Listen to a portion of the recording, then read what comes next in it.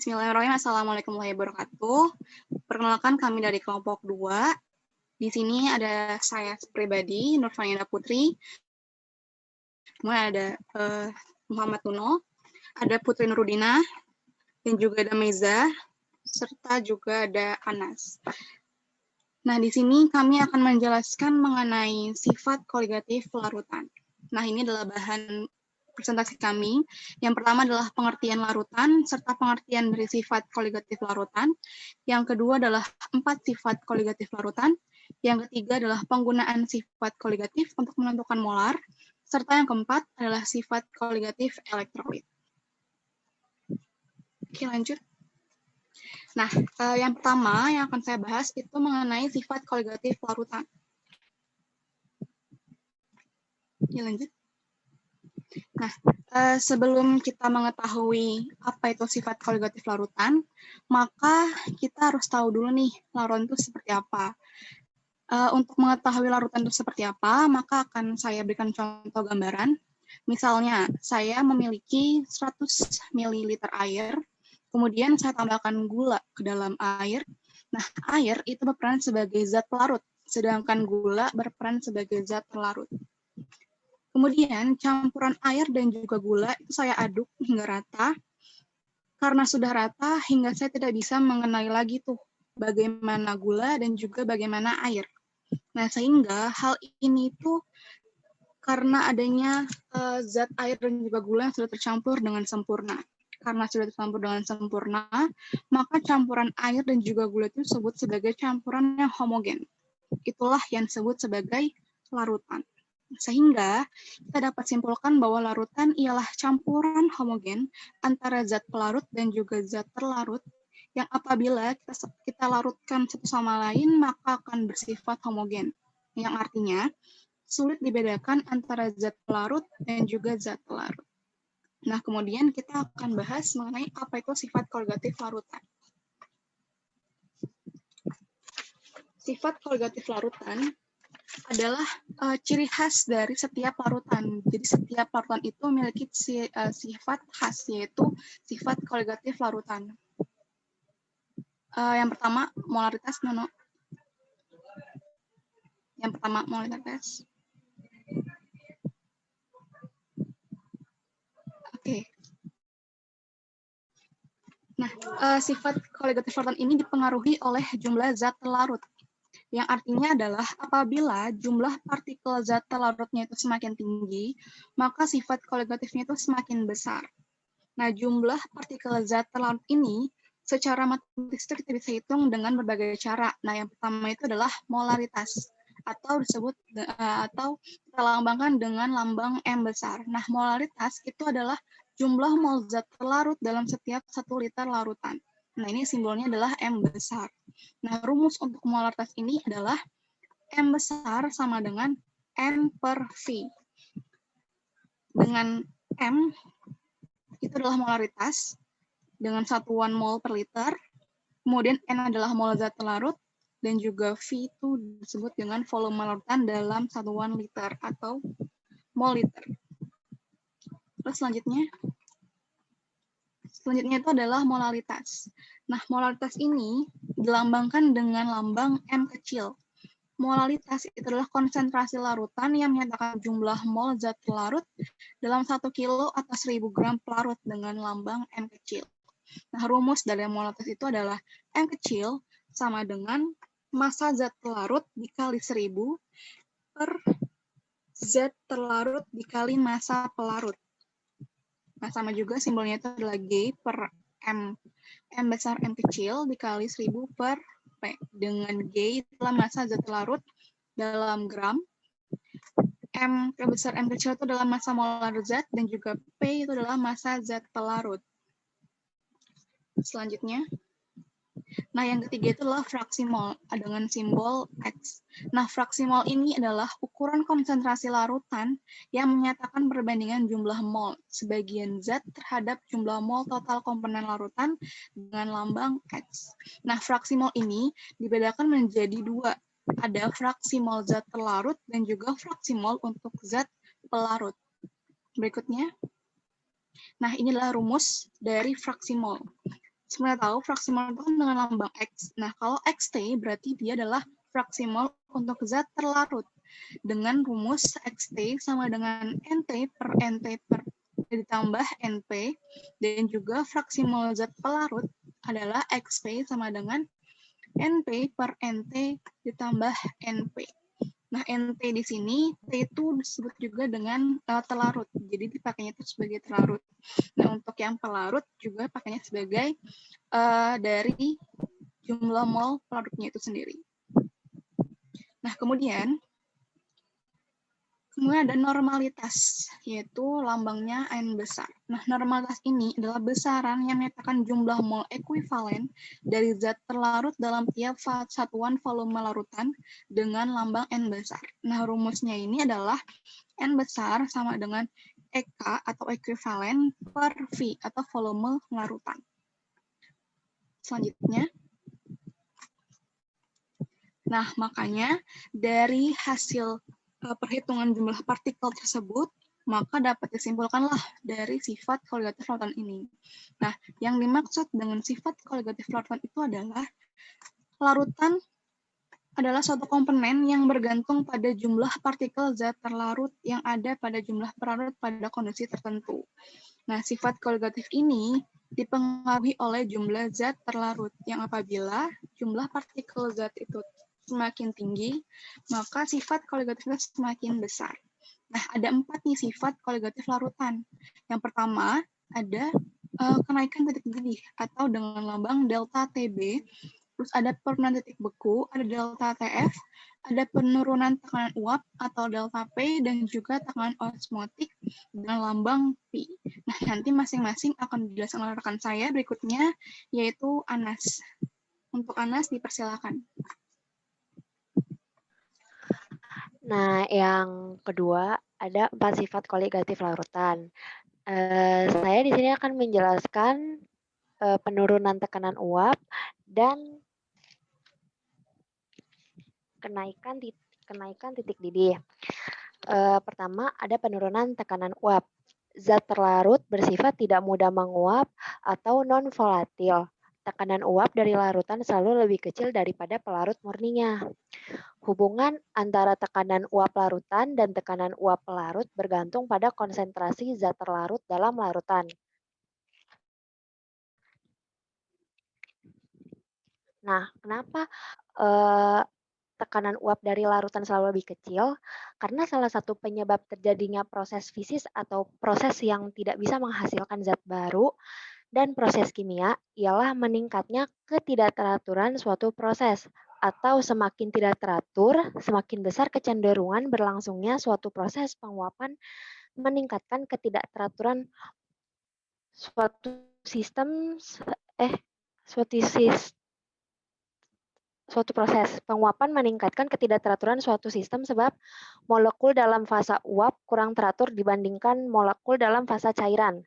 Karena larutan lebih tidak teratur dibanding pelarut murni, maka selisih ketidakteraturan antara larutan dan uap lebih kecil dibanding pelarut murni.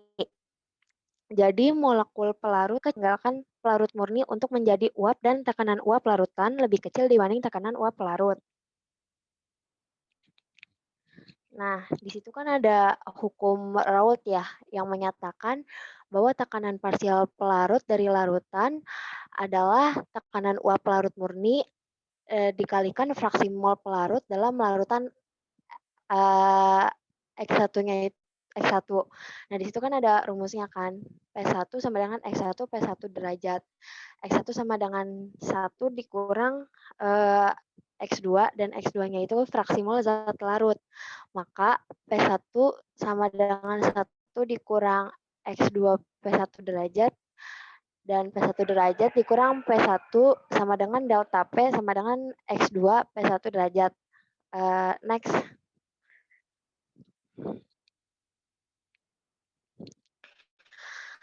Nah, kedua komponen larutan mudah menguap atau volatil. Tekanan uap larutan adalah jumlah dari tekanan parsial masing-masing. Di situ ada rumusnya, dengan PA dan PB itu tekanan parsial larutan untuk komponen A dan B. Nah, PA derajat dan PB derajat adalah tekanan uap zat murni, dan XA dan XB ialah fraksi mol masing-masing. Tekanan total diberi tekanan parsial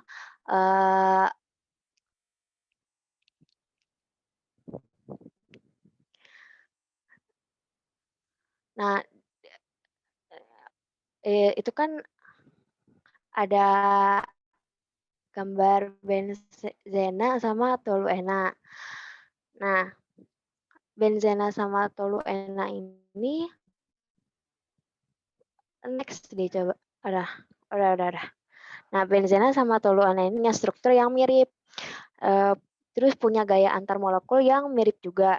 Nah, dari gambar ini menunjukkan ketergantungan tekanan uap total larutan benzena dan toluena pada komponen atau komposisi larutan.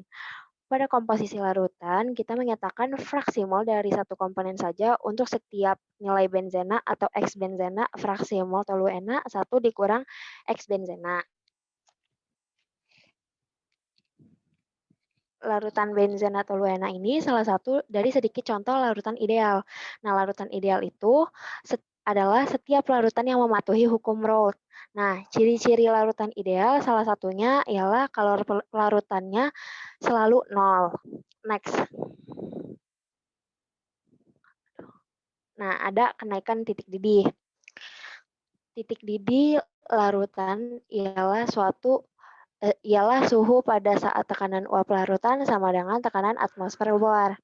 Nah, keberadaan zat terlarut yang tidak mudah menguap menurunkan tekanan uap larutan, maka titik didih larutan pun akan terpengaruh. Nah, itu kan ada gambar diagram fasa dari air dan perubahan yang terjadi itu dalam larutan berair karena pada suhu berapapun juga tekanan uap larutan akan lebih rendah daripada tekanan uap larut murni. Nah, kurva cairan uap untuk larutan terletak di bawah kurva untuk larut murni.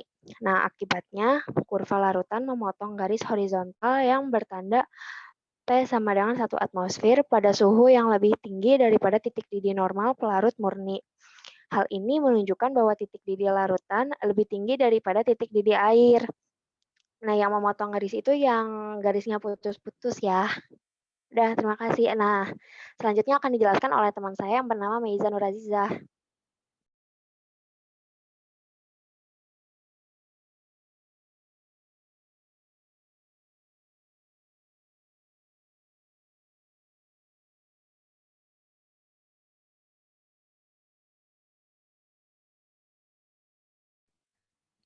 Next lagi, no, itu no.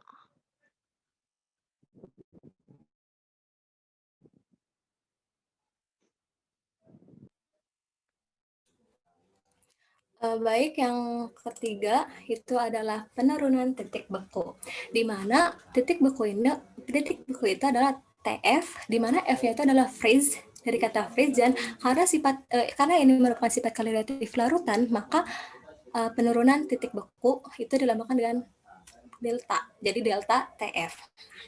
Nah, penurunan titik beku adalah penurunan titik beku akibat pelarut akibat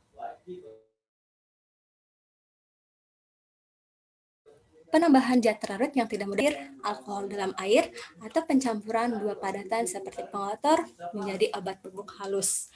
Selain itu, zat atau salju pada saat musim salju merupakan contoh dari penurunan titik beku. Oke, suatu zat itu dikatakan membeku apabila tekanan uap zat padatnya sama dengan tekanan uap zat cair. Misalkan nih, kita mempunyai air murni dan air yang ditambah zat pelarut atau itu disebut dengan larutan. Lalu kita bekukan bersama, maka air akan membeku pada suhu 0 derajat Celcius, sedangkan air dengan larutan tersebut itu akan membeku pada suhu yang kurang dari 0 derajat Celcius. Mengapa hal itu terjadi? Karena hal ini terjadi itu karena adanya zat terlarut yang akan menurunkan titik beku suatu larutan. Boleh diganti, Nuno?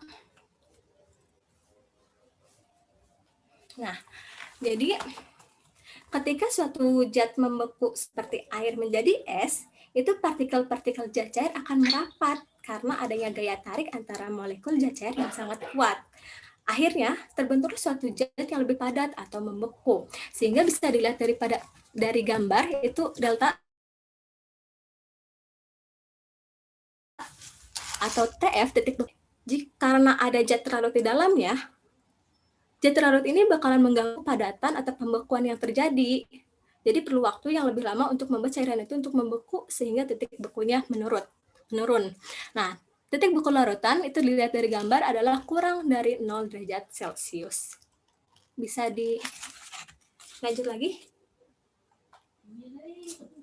Nah, sehingga penurunan titik beku atau delta TF itu didefinisikan sebagai delta TF sama dengan TF0 dikurangi TF, di mana dengan delta TF adalah penurunan titik beku, TF0 adalah titik beku pelarut murni atau air, dan TF sama dengan titik beku larutan.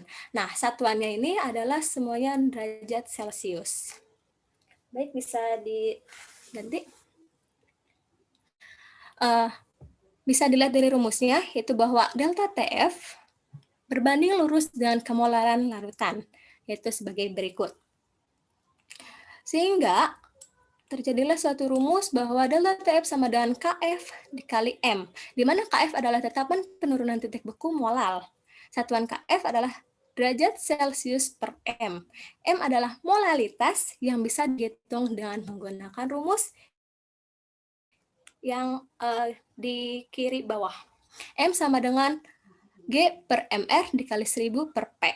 Yang sebelumnya telah dijelaskan sebelumnya oleh Saudara Kak Nurfani. Keterangannya itu M adalah molalitas dengan satuan mol per kilogram, G adalah massa zat terlarut dalam gram, MR adalah massa molar zat, dan P adalah massa zat larut. Sehingga jika kita digabungin antara KF dikali M dan masukkan rumus M-nya itu, dapat didapatkan rumus seperti berikut, yaitu delta TF sama dengan KF dikali G per MR dikali 1000 per P. Begitu. Nah, ketika suatu zat membeku seperti air menjadi es, atau mungkin aplikasinya itu pada saat dimanfaatkan untuk membuat jalanan agar tidak licin. Misalnya pada saat kita menaburin garam di atas salju, saljunya bakal mencair. Mengapa hal itu terjadi? Ini terjadi karena di jalanan atau trotoar yang beku akan meleleh bila ditaburi garam seperti NaCl atau CaCl2.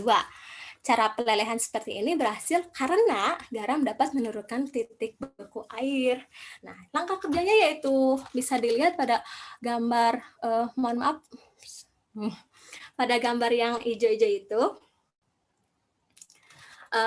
partikel-partikel garam yang ditaburkan di jalan akan mengganggu kestabilan ikatan partikel-partikel air yang sedang ada di dalam fase padatan atau beku. Jadi itu yang kuning adalah partikel garam dan yang warna biru adalah partikel zat cair atau air. Nah, akibatnya partikel-partikel garam ini masih tetap menerobos masuk di antara partikel-partikel zat cair atau es sehingga memutus ikatan-ikatan tersebut. Nah, partikel-partikel es yang ada di permukaan salju itu dapat memisahkan diri dari gaya tarik dengan es yang ada di samping bawah atau di samping kiri. Partikel yang terpisah itu beralih ke fase cair. Air yang dihasilkan oleh peleburan es dengan garam ini bersuhu di bawah 0 derajat Celcius karena titik bekunya pasti menurun. Bisa diganti? Contoh, kita masuk ke dalam contoh soal, itu dalam contoh soalnya itu ada urea sebanyak 15 gram dilarutkan ke dalam 300 gram air memberikan penurunan titik beku sebesar 0,24 derajat Celcius. Bila KF air atau titik beku air adalah 1,86 derajat Celcius per M, maka hitunglah titik beku larutan urea tersebut. Jadi ini dari soal ini diketahui bahwa massa urea atau zat terlarut itu adalah 15 gram.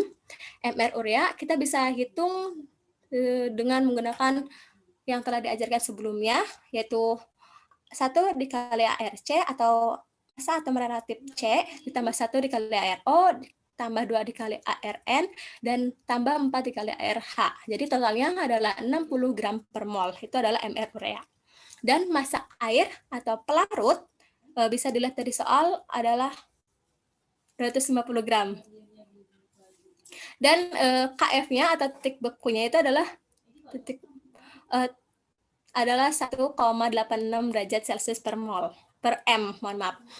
Yang ditanyakan adalah titik beku larutan urea atau TF. Nah, masukkan rumusnya, delta TF sama dengan K dikali M, kita ubah K menjadi G per MR dikali 1000 per P. Jadi setelah rumus-rumus tersebut sudah diketahui, kita masukkan angka-angka atau angka yang telah kita ketahui sebelumnya juga, yaitu KF adalah 1,86 dikali G-nya itu 15, MR-nya itu 60, dikali 1000, P-nya itu 250 gram. Nah, sehingga setelah dihitung, hasilnya tetap adalah 1,86. Itu masih penurunan titik beku. Untuk mencari titik bekunya, yaitu delta TF sama dengan TF derajat atau TF0 dikurangi TF. TF0 atau titik beku pelarut adalah 0 dikurangi TF. Jadi TF atau titik beku larutannya adalah min 1,86 derajat Celcius. Bisa dilanjut? Yang itu bisa dilanjut aja.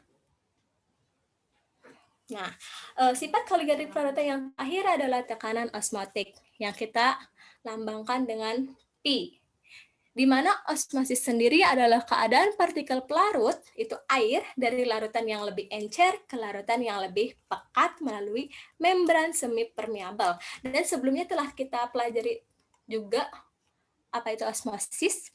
Jadi bisa dilihat dari gambar, itu dilihat bahwa gambar A atau gambar yang sebelah kiri merupakan proses osmosis pada keadaan awal, dan gambar B adalah proses osmosis pada keadaan setelah osmosis itu terjadi. Akan dilanjutkan atau dijelaskan pada gambar berikutnya.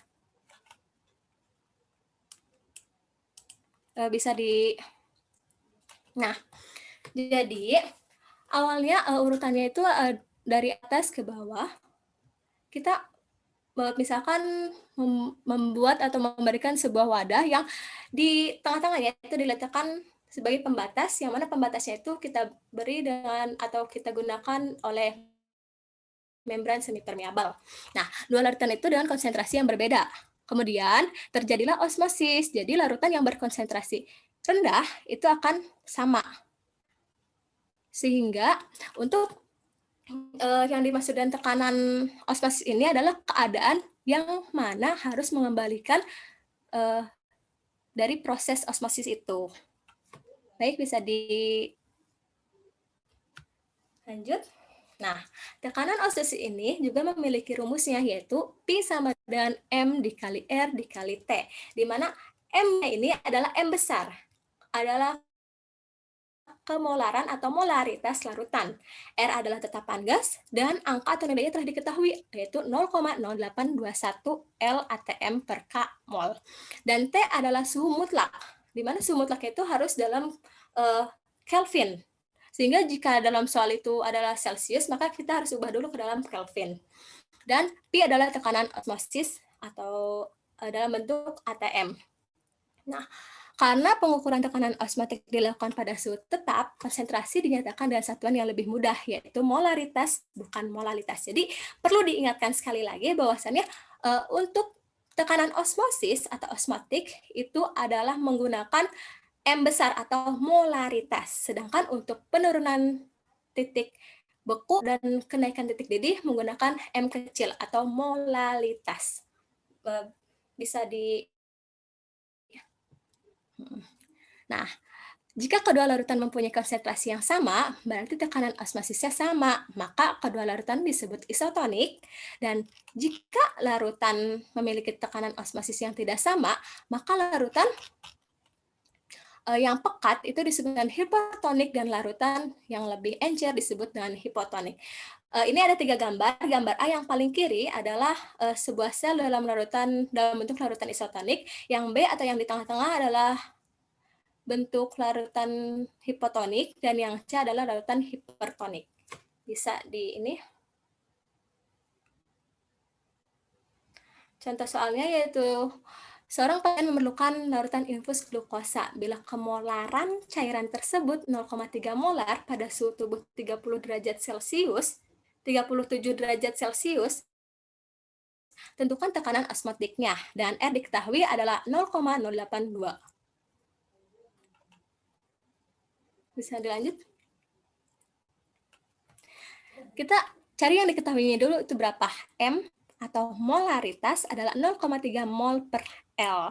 Dan T-nya itu, karena yang tadinya itu dalam keadaan Celcius, maka kita ubah dulu ke dalam Kelvin dengan menambah 273 derajat Celcius. Jadi, T-nya itu adalah 310 Kelvin, dan R-nya itu 0,082. Yang ditanyakan adalah pi, di mana pi adalah M dikali R dikali E. M besar dikali R dikali T. Dimasuk-masukkan saja dan hasilnya yaitu 7,626 liter. Bisa dilanjut?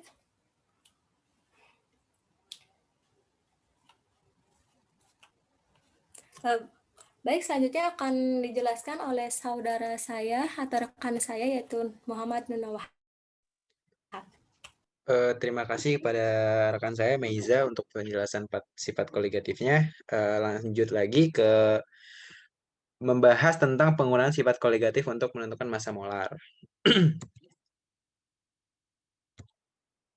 Nah, sifat koligatif larutan non-elektrolit dapat digunakan untuk menentukan massa molar zat terlarut. Secara teorinya, semua dari 4 sifat koligatif dapat digunakan untuk tujuan tersebut. Tetapi dalam hal ini hanya ada 2 sifat yang bisa dipraktikkan, yaitu penurunan titik beku dan tekanan osmotik. Kenapa hanya 2 nih? Karena di penurunan titik beku dan tekanan osmotik itu, keduanya menunjukkan perubahan yang sangat mencolok. Nah, di penurunan titik beku itu dia menunjukkan perubahan dari bentuknya, dan tekanan osmotik itu menunjukkan perubahan dari konsentrasinya. Langsung aja kita ke contoh soalnya ya. Sebanyak 7,8 gram sampel senyawa dengan rumus empiris C5H4 dilarutkan dalam 300 gram benzena. Titik beku larutan ialah 1,05 derajat Celcius. Di bawah titik beku benzena murni. Berapa massa molar? Nah, yang dicari ini massa molarnya. Nah, langsung aja kita nyari pertama itu kita nyari molalitas dulu nih. Molalitas itu rumusnya adalah delta TB per KB. Nah, ada yang masih bingung kalau di sini KB ini apa sih kok tiba-tiba 5,12. Nah, KB ini adalah konstanta dari cairan dari larutan tersebut. Nah, larutan yang di sini kan tadi dijelaskan adalah benzena, makanya konstanta larutannya 5,12 yang dipakai larutan benzena. Nah, langsung aja 1,05 derajat Celcius dibagi 5,12 Celcius per mol dan dihasilkan 0,205 mol. Nah, habis kita dapat nih molnya, molalitasnya zat terlarut dalam 1 kg pelarut nih. Tapi kita nggak tahu nih jumlah mol zat terlarut dalam 301 gramnya. Sebelum dihitung, 301 gram ini diubah dulu menjadi kilogram. Nah, langsung aja dimasukin. Jadi 0,205 mol dibagi 1 kg per larut kali 0,301 kg per larut. Nah, kilogramnya ini dicoret aja karena bisa dicoret. Jadi hasilnya itu 0,0617 mol. Nah, habis itu nih kita baru bisa ngitung berapa massa molar larutannya. Jadi yang sudah dijelaskan oleh Kak Nurfani mencari massa molar itu bagaimana. Jadi M dibagi N. Nah, langsung aja masukin 7,85 gram per 0,0617 mol sama dengan 127 gram per mol. Nah, itu jawabannya. Mungkin dari saya tentang penggunaan sifat koligatif larutan terhadap pencarian massa molar cukup sekian. Maka akan dilanjutkan oleh teman saya bernama Putri Nurudina untuk penjelasan sifat koligatif elektrolit. Ya, terima kasih Nuno. Kemudian yang keempat ada sifat koligatif elektrolit. Nggak kedengeran. Maaf. Sifat koligatif larutan elektrolit sedikit berbeda dengan sifat koligatif larutan non-elektrolit. Pada konsentrasi sifat koligatif larutan elektrolit yang sama memiliki sebuah nilai yang lebih besar dibandingkan dengan sifat koligatif larutan non-elektrolit. Hal ini dikarenakan sifat elektrolit yang dapat terdisosiasi menjadi ion-ion dalam larutan. Oleh karena itu, perlu ikut diperhitungkan faktor Van Hoff yang dilambangkan I kecil. Nah, ini di bawah ada faktor Van Hoff-nya. I sama dengan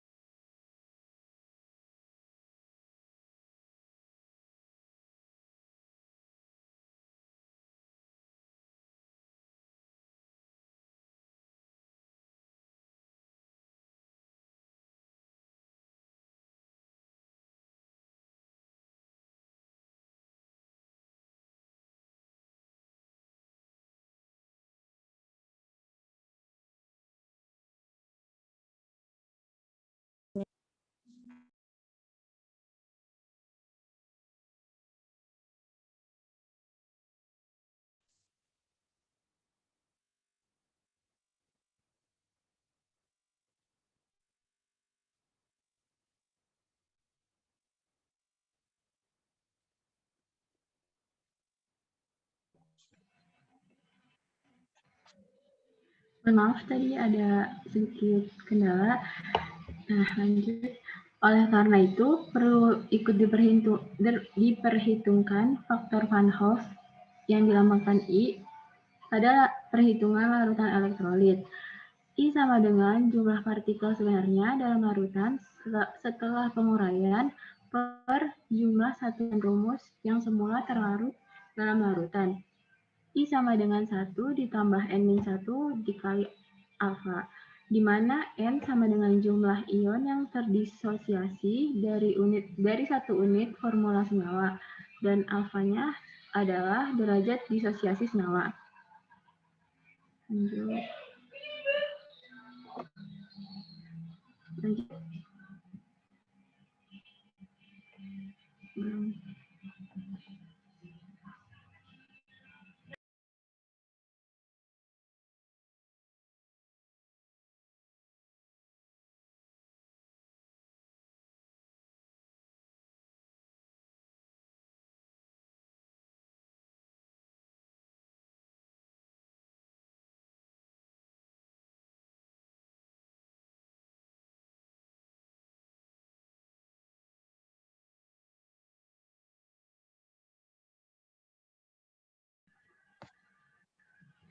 Maaf, tadi ada sedikit kendala lagi.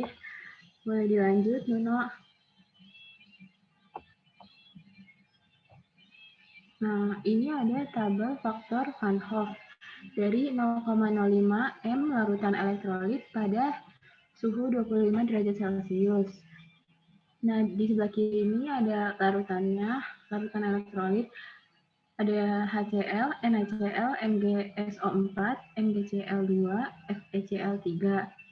Nah, ada I diukurnya itu 1,9, 1,9, 1,3, 2,7, dan 3,4. I dihitungnya 2,0, 2,0, 2,0, 3,0, dan 4,0. Nah, di tabel ini sukrosa itu bukan merupakan larutan elektrolit. Dicantumkan di sini itu hanya sebagai perbandingan saja antara larutan non-elektrolit dengan larutan elektrolit. Nah, boleh dilanjut, Nono.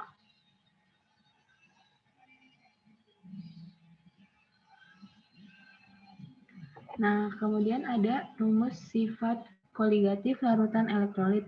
Sebenarnya rumusnya itu sama kayak yang non-elektrolit, cuma ditambah I doang. Jadi, penurunan tekanan uap itu rumusnya menjadi I dikali XB dikali P0, di mana I-nya itu faktor Van Hoff, kemudian XB itu sama seperti XT, yaitu fraksi mol zat pelarut, dan P0 itu adalah tekanan uap pelarut murni. Kemudian ada kenaikan titik didih, itu rumusnya menjadi I dikali M dikali KB, di mana I-nya adalah faktor Van Hoff, kemudian M-nya molaritas larutan, dan KB adalah ketetapan kenaikan titik didih. Dan kemudian ada penurunan titik beku, itu menjadi I dikali, rumusnya menjadi I dikali M dikali KF, di mana I-nya adalah faktor Van Hoff, M-nya adalah molaritas larutan, dan KF adalah tetapan penurunan titik beku. Dan yang terakhir ada tekanan osmotik. Itu rumusnya menjadi I dikali M dikali R dikali T, di mana I adalah faktor Van Hoff, M besar adalah molaritas, R adalah tetapan gas, dan T adalah suhu mutlak. Sekian ya presentasi. Mohon maaf, ada contoh soal.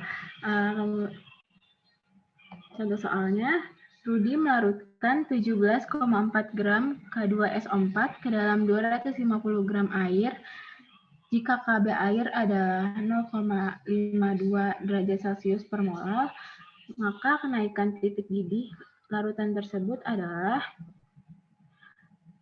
diketahui K2SO4-nya, massa K2SO4-nya itu 17,4 gram dan massa H2O-nya 250 gram. Ditanya delta TB. Nah, caranya itu kita cari jumlah ion dari K2SO4. Nah, ionnya itu adalah 3 nih N-nya. Kemudian itu dimasukkan ke rumus I yang tadi sudah disebutkan, menjadi 1 ditambah 3 dikurang 1 dikali 1. Hasilnya 3. Kemudian pakai rumus M yang tadi sudah dijelaskan pada sub pertama, itu gram larutan per mR larutan dikali 1000 dibagi pelarut. Nah, jadinya 17,4 per 174 dikali 1000 per 250. Hasilnya itu 0,4. Kemudian hasil tersebut dimasukkan ke dalam rumus delta TB. Itu rumusnya I dikali M kecil dikali KB. Maka menjadi 3 dikali 0,4 dikali 0,52. Hasilnya adalah 0,624 derajat Celcius. Sudah. Nah, sekian presentasi dari kelompok 2. Kurang lebihnya mohon maaf. Wassalamualaikum warahmatullahi wabarakatuh.